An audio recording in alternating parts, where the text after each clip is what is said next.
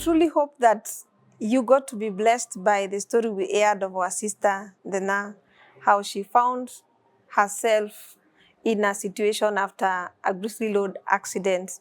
And at some point, she was even, quote unquote, declared gone or dead. So catch up with the second part of this story to truly confirm that God is still faithful, God is still at work, and He will never leave you. Karibuni. Which is this prayer God never answered? We are curious now. We know there are many that He doesn't answer, but this particular one. Hey, I prayed prayers in that hospital. Of course, I couldn't speak, but I would pray with my heart and with my mind. There is a time when I was taken from the ICU,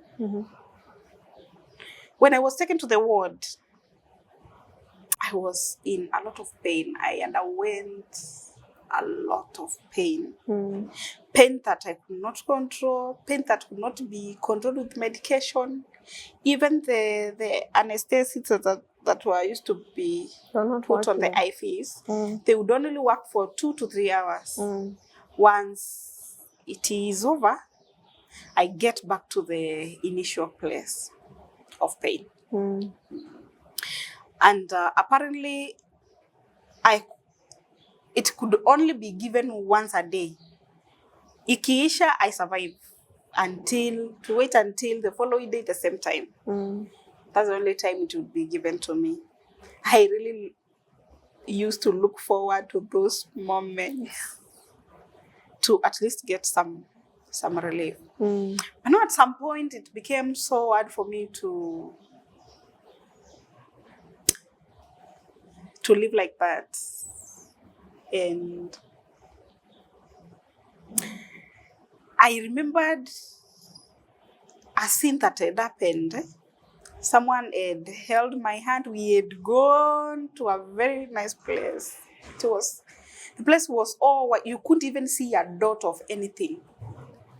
But now when we arrived at the door, it was a very big door, a glass door. A glass door because I could see through it. I could see inside. I could see the other side of the very white, ice white. When we get to that door, the person tells me, aliongea Kiswahili actually, singi na wewe, ebu rudi. Those are the words that he used. Then in the process of trying to cling into his hands, he manages to slide out. To slide out of my hand, and then he goes. And then I find myself in a different space. So when that memory came. So could it be that this time you were in the mortuary, this was the scene that you're talking about? I don't know. Most probably. I don't know, and I don't know at which point that happened. So when I remember that scene, I remember why did I ask some questions? When I didn't ask this person some questions. So I thought I slept in my class. I would have asked some questions. Or that place we went. The way it was sparkling white. Yes, and I never asked anything. I was just quiet. So I said, what if I just get back there and... So now you're negotiating with God. Take me back to that place. Yes. That actually, I actually even prayed a prayer that it was an early morning. One of the nurses had come and opened the curtains for my window, and I felt to do something. I just decided I call my dad. I tell my dad that the pain is too much and I can't take it anymore. Then I borrowed a phone and I called my dad. And I told him, I'm not feeling well. The pain is too much. I don't feel like I can make it or I can continue living like this. And I disconnect their phone very fast, and I add it to the owner and tell them, once someone calls, don't bring it to me. They go. I talk to my dad. My dad tells me, don't say that. He prays for me over the phone, and then he tells me, because he had already gone back home, he tells me, I am coming. I wanted to tell him not to come because in my heart, I was so prepared, and I knew he wasn't going to find me again. Prepared for what? He wasn't going to be able to talk to me again, ever. That one, I had already made up my mind, and I thought it was going to come soonest. So when I gave out the phone, I made a prayer. I said, God, this is a lot of pain. I want you to call me home. And before you call me home, I'm praying that my husband gets a wife who will not mishandle my children and who will be good to him. I said that openly. I even had suggestions in my head that I made to God. And then I closed my eyes and slept, not to wake up ever again. But it never came. I kept waiting. To have that experience again. Yes, it was a very good experience anyway. Anyone would love to have it anyway. So in the process, I'm closing my eyes and I am there waiting to go, of course. I hear someone touch my palms. Then I say, could it be the one who was walking through you through the white, sparkling white place? Kidogo, we don't move. Then I open my eyes. I find it's my pastor standing next to my bed. And then he seems to be in so much hurry. He tells me, I have come to read you a verse and then to pray for you, and then I'll be going. He didn't waste any time. Then he read for me Isaiah 28:18.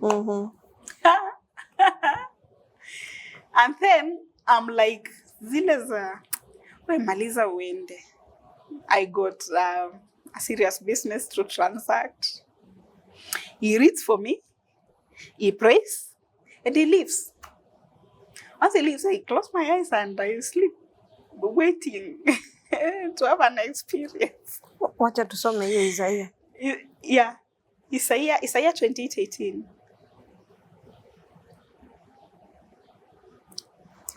Endelea tu nikipata. Yeah, so he goes and I wait for the whole day and nothing happens.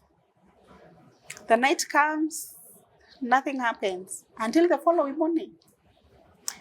Mimi, I'm still waiting. Kabisa, waiting to have that experience. And let me read it. It says, then your covenant with death will be annulled. That is what he read for you. Yeah, that's what he read for all of the verse. Oh, okay. Let me read all of it. Yeah. Then your covenant with death will be annulled, and your agreement with the Sheol will not stand. Yeah. When the overwhelming scourge passes through, you will be beaten down by it. Is that the version? Because this seems to be a... it was really ESV. a different version, but that's the verse. That's the verse. Yes, that's a verse. But he was reading... Let me read NLT. I will cancel the bargain you made to cheat death, and I will overturn your deal to dodge the grave. When the terrible enemy sweeps through, you will be trampled into the ground. That's the verse he read for me. Now I have waited. Had he known that, probably God had prompted him that you have already bargained. Actually, after the discharge, the many times he came to see me, I remembered and I would ask, by the way, what made you come to the hospital and read for me? Then he would just laugh. So now the second day is here. I have not gone. I am still. Now the funniest thing is I never told my husband anything about it. That you had already prayed and wished God blesses him with another woman. That I was so ready to go. And I had not given him any instruction or anything. I had to take care of the children. And I had not even told him that I was so prepared to. I didn't tell him. And I had not told anyone, even including the pastor. I didn't tell him. So the following day, he comes again at around 10 in the morning. And he still comes to tell me, I have come to read you the verse I read you yesterday. Again, the same verse. I pray and I go. He prayed, he read the verse, prayed, and went. All this time, I'm like, Pastor, why are you wasting your time? Now in my head, I'm like, Pastor, why are you wasting? I wish you could know. Actually, I used to say, I wish you could know. But he finishes, I close my eyes again. He goes. You wait for it now. Now the third day, he comes in very fast at around 2 p.m. And he tells me, Evelyn, look at me. I open my eyes and I look at him. He tells me, say after me. Whoa. My agreement with death has been annulled. I am there following whatever he said. Then after reciting the verse after him, he tells me, it shall be well. You are not going anywhere. Wow. That's what he said. And now I'm like, and yet you had not talked to him anything. Nothing. How I didn't want works. to disclose to anyone. How God works, eh? He's able to reveal the hidden things. Yes. Do you know the moment now I recited that after him? And then immediately he prays for me. And now he is not in any hurry to leave. He is there. Tunapiga story. Do you know something changed in myself?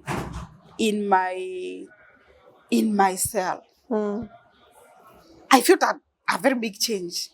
My desires changed. Your desire to go changed? Yes, they instantly they changed. Then all of a sudden, my children came to my mind. Then my two sons, they come to my mind. And then I desire to see them. Wow.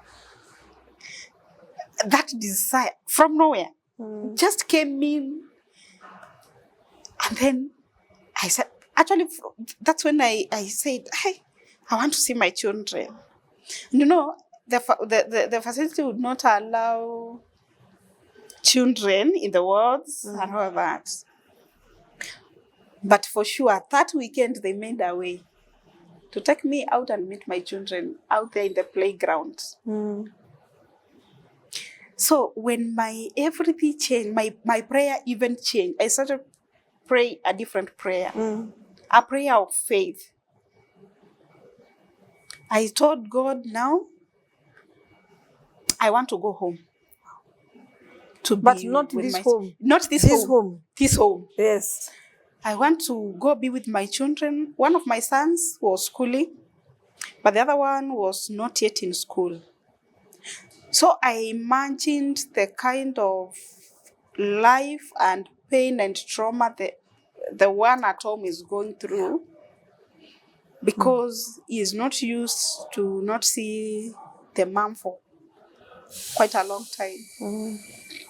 And even the one in school was also in distress, because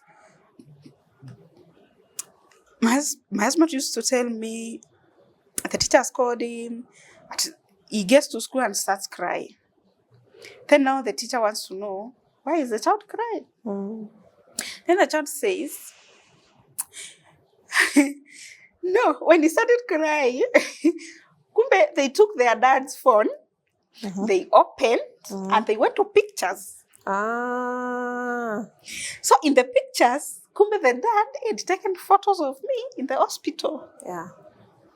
And all along, we have been managing them because they knew I would work out of Nairobi very many times. But there is no week that I would go maybe on a Monday, come back on a Thursday or Friday. But this time around, it has gone 3 weeks, a month. So now they started to want to talk to their mother. Of course, like what they used to do every evening. So the first week, I'm not able to talk. So the dad tells them, Mom is not able to talk. Where she is, there is no enough network. That's what he told them. So they innocently agree. He tells them, you know, Mama kwa ushago, hizo maushago. Hakuna network. Yeah, hakuna network. And he keeps on telling them a week and the following week. Then in the process of telling them that, they take his phone and they have seen pictures. Very bad pictures. Ugly. Yes, ugly. Let's use ugly. Very ugly pictures. Apparently, they saw those wounds and those bandages on my abdomen. And one of the pictures he had taken together with my face. So they saw this was their mom. So he could not say, is he a mom? Yes. So now, and also my leg. All those pictures were there. So my son has seen, and he doesn't ask the father what was happening. He keeps quiet and he goes to school. And when he goes to school, he starts crying in the class. When the other pupils ask him, I say, no, my mom is not home. My mom has not come home. So now the teacher wanted to know details What is it? and all that and all that. And why he is crying in class. Then he gives the teacher, I know my mom is injured. She's in the hospital. And she has a lot of bandages. Ni kama aliumia. But daddy is telling us she's at Ushago and there is no network. Smart guy. Alikuwa shafanya homework yake kwa mapicha. Yote. And he is able to figure out this is an hospital. When now my husband, now we had to form a story very fast. Nilikuwa Ushago. Na nikitoka Ushago nikiwa jiani, nikapata accident, na nikapelekwa hospitali. That's why I have not come home. How old was this boy that time? 2022, he was 5. Wow, he's a smart guy. He's a very smart guy. He was 5 years. So, we now start speaking. I tell them, naendelea vizuri, niko hospitali hapa Nairobi, siko Ushago, nimetoka Ushago. Siku nilikuwa natoka Ushago ndio niliumia. Hiyo siku yenye dadi alisema natoka Ushago ni hiyo yenye I didn't know which day he had given them as the day. But we try to manage them in a way, and I would say maybe they are not where we want them to be, but at least they are recovering. And also my presence home has made the difference. This one that was in the stomach, when was he delivered? In the midst of all this mix-up. That's why that's a miracle child. So while still in the facility, the hospital, now they start counseling us. They tell us now that they have tried to manage my situation and all that, the medication that they have been using, it's very hard for a child to survive in the home. And even if the child survives, we may not get a complete child at the end of the day.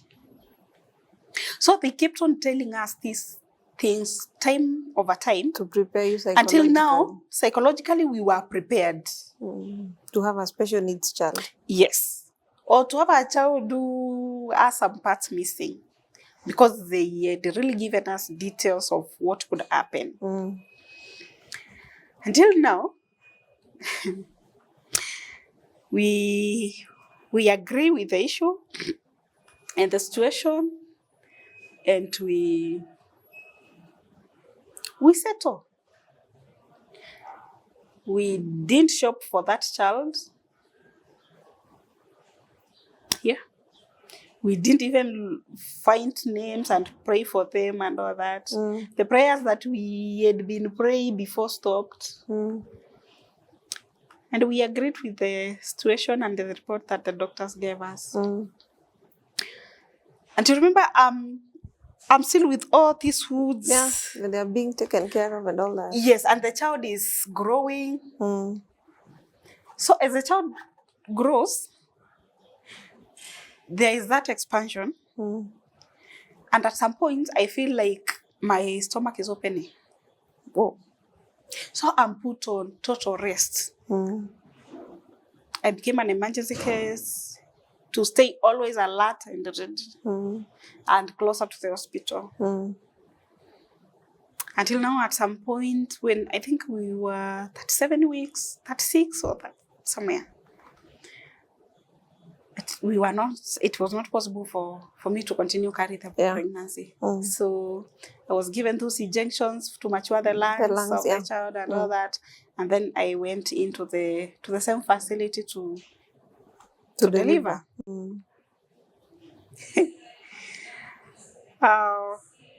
Apparently, I deliver a live child. A child who didn't miss any part of the body. Amen. But now he is taken to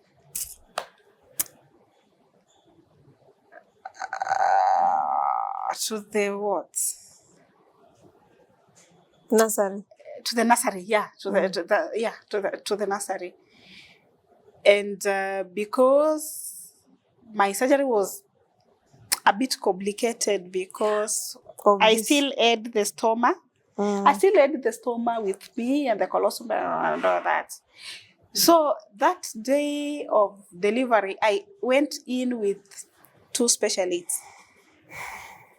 The obstetrician and the other one who was supposed to take care of this. Because, of course, in the process of doing the previous surgery with the pregnancy, the obstetricians didn't know what really transpired. Yeah. So you couldn't go in there because he's not a specialist for these other things. They had to go in 2 of them. They went. So you have the gynae obstetrician and the colostomy guy here. Yes. Okay, let's call him colostomy guy. Yes, colostomy guy. A very good doctor. He's now late. May the Lord rest his soul in peace. For those who do not know, what is a colostomy? A colostomy is a bag. Yes. A colostomy bag is a bag that is used on someone when they have a stoma. Having a stoma means you are not able to relieve yourself in the normal way, especially the long call. But there are also for short calls. For short calls is ileostomy. Yeah. For the long call is the colostomy. You're not able to go the normal way. And once you have that, there is no specific time for you to relieve yourself. It's continuous. So it is outside. It's practically a bag that is outside. Yes, it's practically a bag outside your abdomen. It hangs there throughout. Yes, throughout. You empty. You empty or you put another one? You empty. You empty. The ones I were using, you empty and you replace after 3 to 4 days. You replace with another one. But of course, I understand this country, it's very hard to get a colostomy bag. Actually, a colostomy bag is one expensive thing in this country. And if I was given an opportunity to make a request, even to our government, is for the government to take it as a basic need. and not to tax it. Or even to give it freely in the hospital, because it's that one bag goes for around between 800 and 1,000 shillings. One colostomy bag. One colostomy bag. Not even, we can comfortably say it will be hard for a common quote-unquote mwananchi. Definitely. Without a medical cover. Yes. And some medical covers don't cover those things. Yeah. Some medical covers don't cover those things. So when now, and if by any mistake you you'd stick it not in a good way, it will come off, and you will have to throw it away and get a new one. Because once it comes out, you can't return it. You can't return it.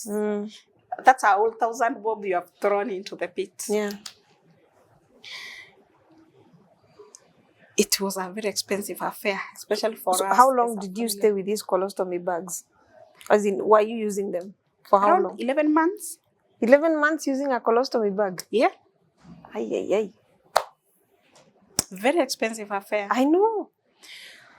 So that experience is one of my life's long experiences.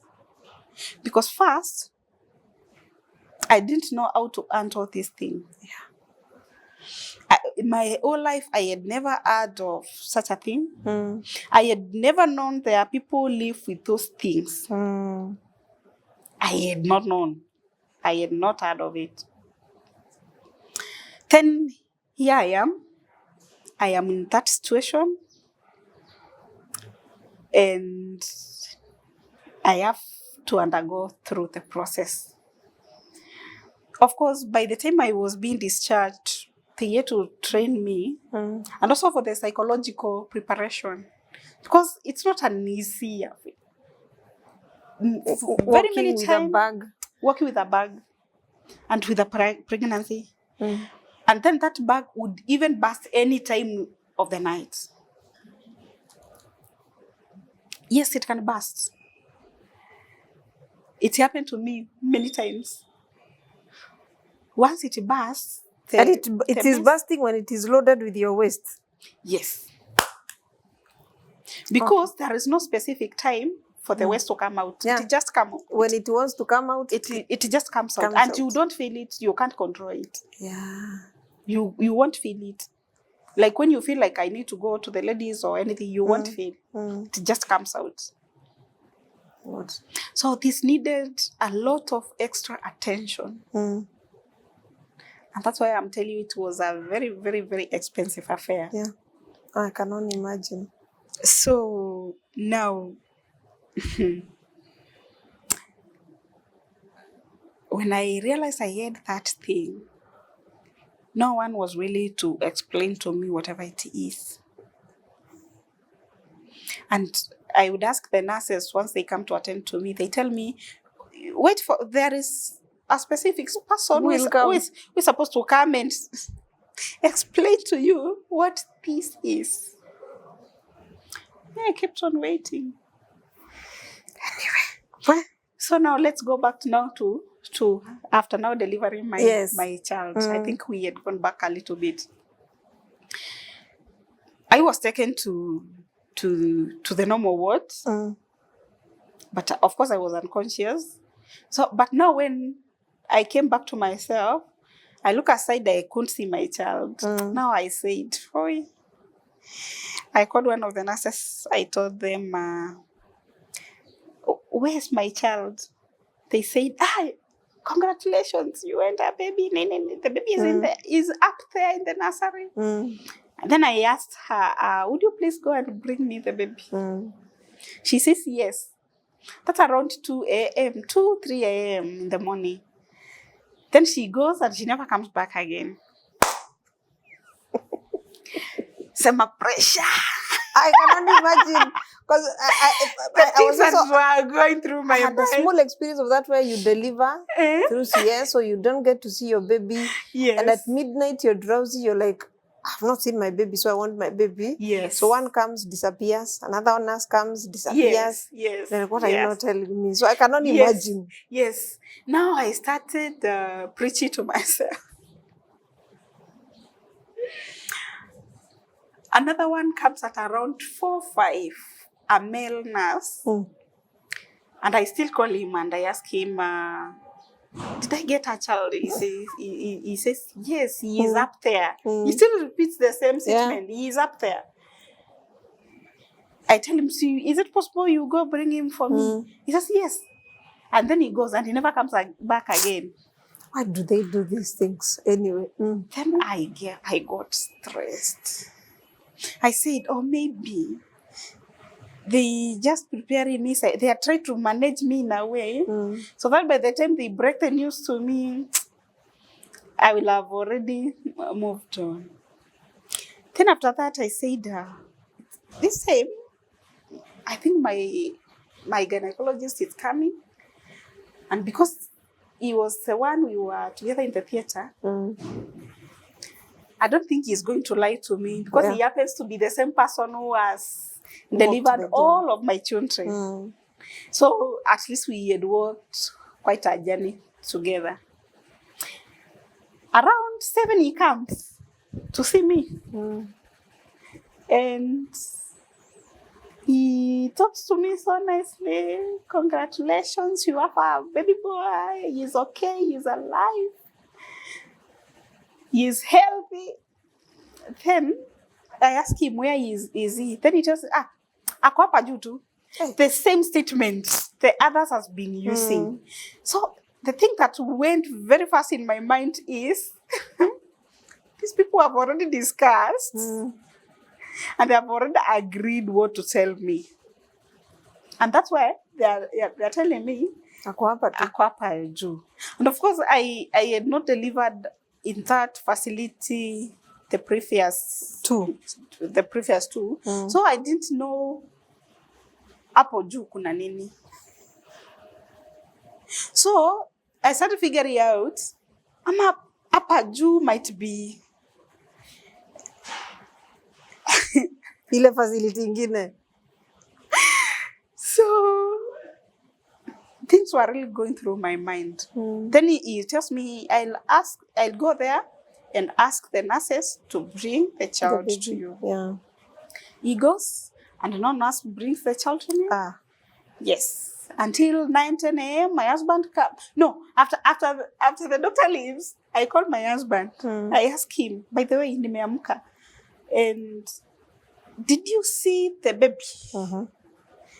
He tells me, yes, I saw the baby. I ask him, how is he? He tells me, kako sawa.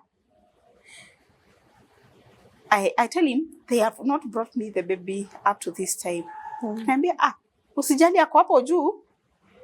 He repeats the same statement all the others have been saying. And I'm like, so they also took him into the mix of discussing whatever to tell me so that they can manage me for some time and then break the news to me. That was trauma. Nilimkatia simu. I knew this one is not with me. Little did I know, it was true. Hapo juu, it was the nursery. I didn't.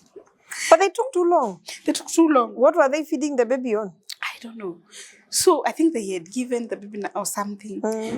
So at around midday, a very good friend of ours who had worked with us that journey comes in and she comes to my bedside and she says, where's the baby?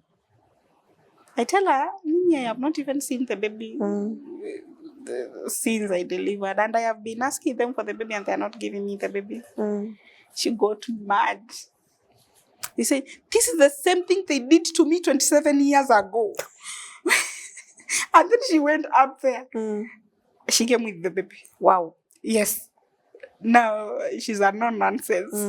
So that one I have to say. She went akawapea msomo. You can't do this to a mother who has delivered. Why could you just bring the child? She's and then now you can take the child back. There is no way you're going to keep the child. You give me the child, I take him down, or you get the child and you come with me down. If you don't do that, I just pick the child and I'm taking the child to the mother. So when you received your baby, did you have the thoughts of what the doctors had said, that your baby Of course. will not be? I can't wait for them to get away from my bedside so that I can open the towels and all that and confirm whether the child ate all the body parts. And fast forward today, the baby is whole and well. The child is whole and well. Wow. Yes, sleeping peacefully. So akukusumbua ile wanasemanga Mungu ni wa mtoto maajabu. akifika home analia, anakuwa, all those dramas. I have never had such a challenge, even with all my children. My children are the ones you feed, they sleep. See you after I'm hungry. Change the diaper, feed, I'm good. sleep. Wow. They have never given me trouble. But this one now, I tell them now to bring me the child. The child is brought, but in a few hours they say this child had a challenge. I think the jaundice or something. Oh yeah. So he has to stay in the light. Kuna vile wanafunganga hapa. So yours is to be going up there and feed him, breastfeed him. I said, okay. Now I was settled. Now, the only thing that was in my mind was maybe probably it's because it's an infant. We are going to wait for 6 months or 1 year and to see whether you'll be fine. You will be fine. Of course, at this point, I have not accepted that he is okay because, of course, of the words that were said by the doctors, constantly said by the doctors to us. So now we begin life with the baby. Time comes for the discharge. They tell us we will have to be bringing that child often to the facility because he's a very special child and they have to keep monitoring him. And I think I had gained a lot of faith by then. I told them, my child is not special and he's not going to have any issue. He is going to be okay. And in fact, I'll not be bringing him here because this is too far. And you know my situation, I have a lot of wounds and I'm still on crutches. Actually, that time I was still on crutches. And there is no way I'll be coming all the way every day here. I will just be consulting by the pediatrician that we have been consulting with the other children, and we are going to be okay.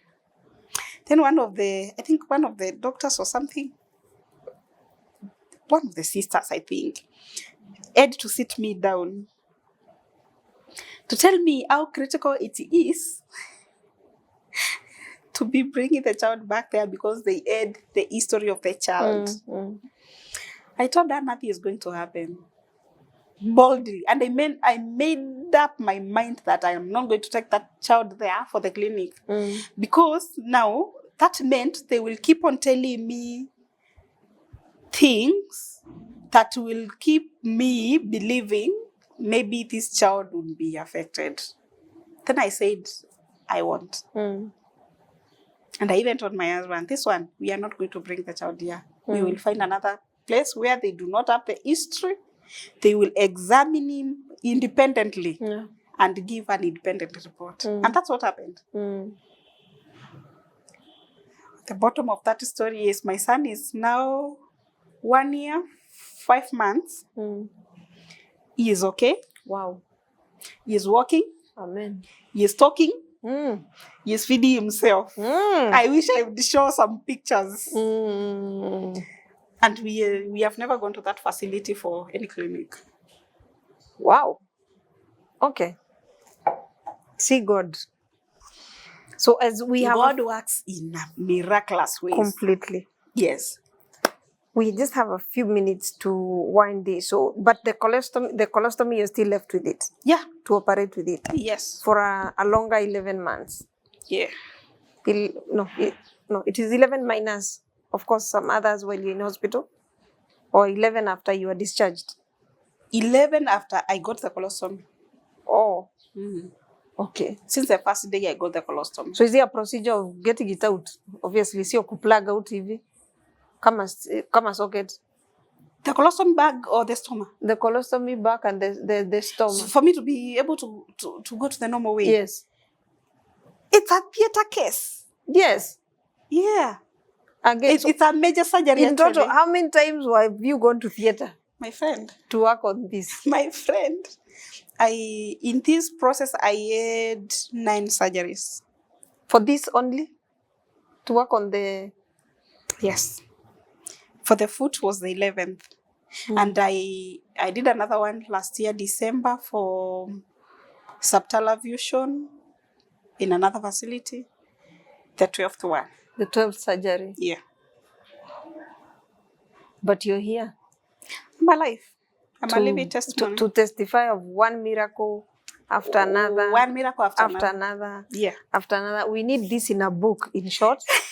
Put it in a book for those of us that need to, and for you also to keep track. Yeah. And not lose the dates when some of those things were happening. Yeah. Not for any man's glory, but the Lord himself for the Lord's glory. May receive the glory Yes. for what he has done. Because the doctors, you were first of all taken in as a dead patient, then all of a sudden you come back to life. People cannot explain that. Yeah. You have a baby here, and the doctors are telling you, hey, hapa kuna venye. Yeah. So actually, it's good for us to say God has a final say. Actually, in this, I put this, I normally summarize this with Psalms, things, Psalms 27 or something. Unless the Lord builds a house, those who build it build in faith. Unless the Lord watches over a city, the watchmen labor in pain.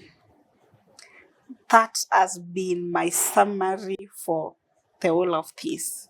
Because I try to figure out how many times just a normal person, nothing, no sickness, no none. They expect a child and the pregnancy is lost. Yeah. This one, with all those dramas, is still there. What kept Mali anasukumwa hivi. Yes. Dawa iwekwe. Yes. Tumbo inakatwa, inafuguliwa, so much is done on the intestines, and he's still this there. God, this God. And he's still there. So, what kept him in there? It's only a fool who says there's no God. Yeah, it's only a fool to say there's no God. Because those things you cannot explain medically. Yeah, you can't. You can't. Science cannot describe them. Even the doctors were shocked to see our old child. My sister. Yeah. Tuishie huyu Mungu. Kabisa. Where else can we run to? Where else can we run to? What? Okay. Where else can we run to? We have to end this, but I'm sure you have a word of encouragement to anyone going through a devastating phase in their life. Yeah. And they're feeling lost, wondering why this had to happen to me. Because I'm sure sometimes those thoughts cross our minds. Yeah. What is that thing that you'd encourage a sister, a brother, going through their quote-unquote wilderness experience and feeling like... One thing I would... I think that's one thing that has really helped me is the smallest faith that I had in God. You remember the moment where everything changed, my desires, my minds, and I started applying faith. I prayed. There is no prayer I did not pray for the Lord to heal me and to restore me, so that I can get home to where my children were. And in that process of shifting of all those things, my faith grew. I started trusting in God fully. I told God, this one, I trust in you. So faith is very, very important. Yeah. And by me saying faith, I'm not saying faith will take away our pains. Faith will take away our troubles. Faith will take away our struggles. Faith may not do that.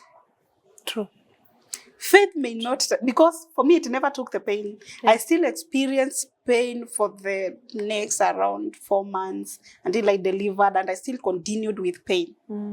Faith didn't take away my pain or my troubles or my but pain gives us, not pain, faith. Faith gives us the ability to carry through the process of pain, to carry through the process of troubles, to carry through the process of struggles. Pain does, not pain. Faith does that perfectly. Faith helped me, carried me through. So faith is very important.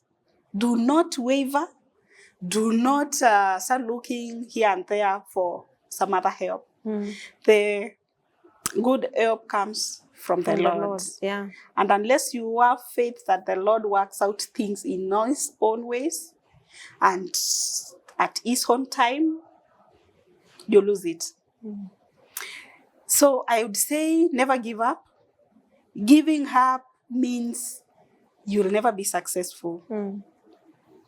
Successful people don't quit. And those who quit never become successful in anything, even in this story that I have given. I didn't get to a point of quitting after now. I made After you up. cancelled After I cancelled. death. Yes, after I cancelled, I made it my I made it my duty to trust in the Lord for everything. And to trust Him that He will carry me through. At the end of the day, I am going to be well. And haven't you seen me today? Hey.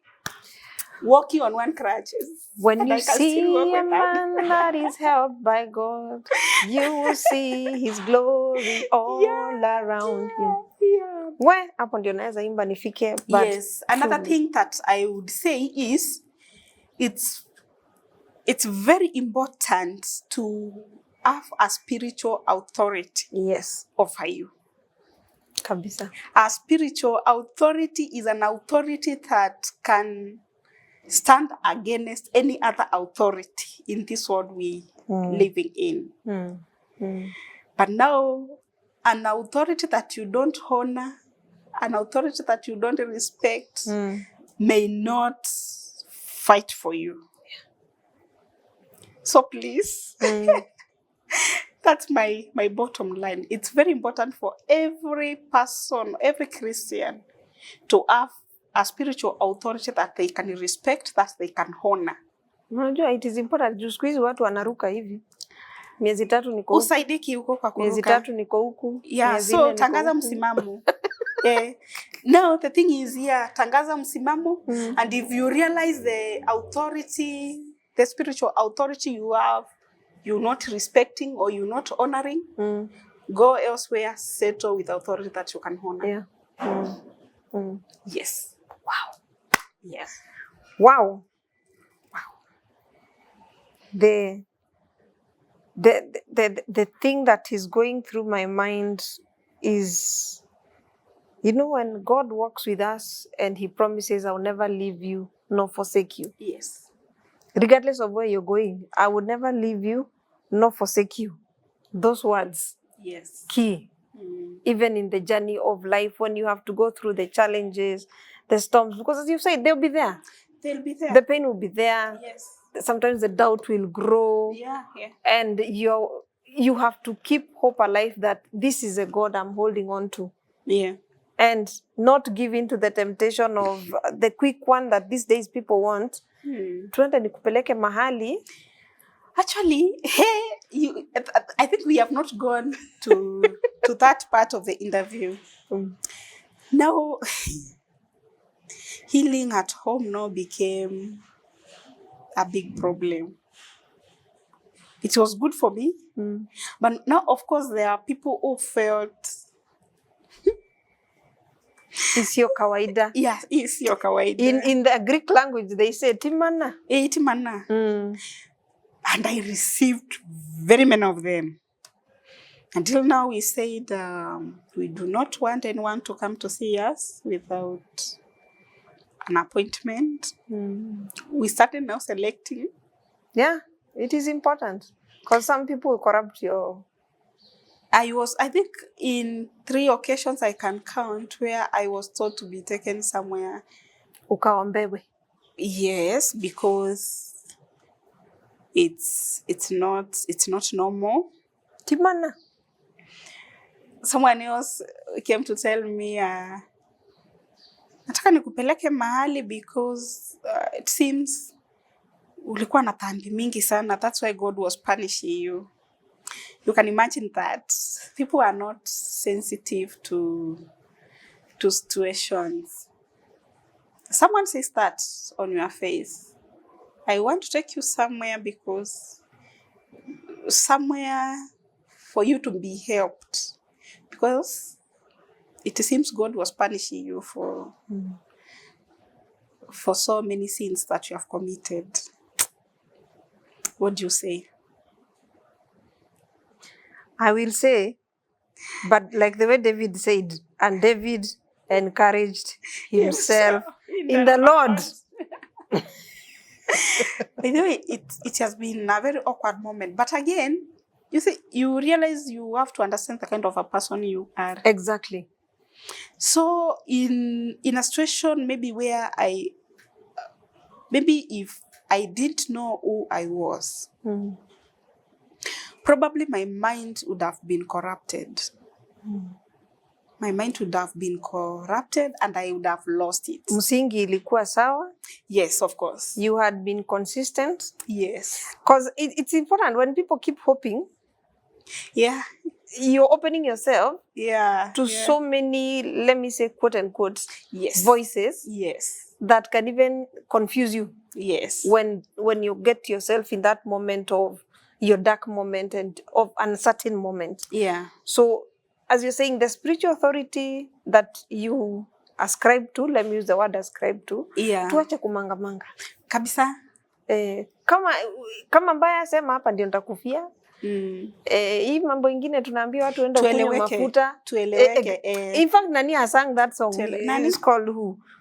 This Tanzanian lady. Eleweka. She has said eleweka. Leo huku, leo huku. I'll get you the song once we are done, but it's a very interesting song. Anasema changanya, tuache kuchanganya. Eleweka uko hapa. Hapa ndio ninakaa, hapa ndio naishi. Come rain, come sunshine. And the Lord will bless you there. Yeah, because sometimes you realize atukuelewi yuko wapi. This morning you are here, tomorrow you are here. So, you know, the Holy Spirit is not a confuser. There is no way He will instill. He's not an author of confusion. Yeah. There is no way He will instill power over you, over this one, and still go to another one too. So if in the spiritual realm, if the Holy Spirit looks for you, He doesn't see you where you're standing. He doesn't know where to send help for you. Ajui ataituma wapi. Anaweza tuma hapa ikuwe wrong address. You have already moved to another address. Yeah. Well, hizi ninakuanga ngumu kumaliza. It's one of those stats that no, they are hard to finish and land. Okay. We're just about to land the plane and bid our viewers goodbye. But we truly hope that you've been encouraged by the testimony of our sister. Keep hope alive. Keep trusting God. Listen to the voice of God, because many voices will come to you when you're at your lowest, when you're at your worst moment. Listen to the voice of God. And as I finish, there's a football team. I know this is a football season. There's a football team that says you never walk alone. I want to assure you, there is one who assures you never. Wachana na hiyo team inasema you never walk alone. Trust you me, when you walk with God, that is an assurance you have that you will never walk alone. So God bless you. See you next time.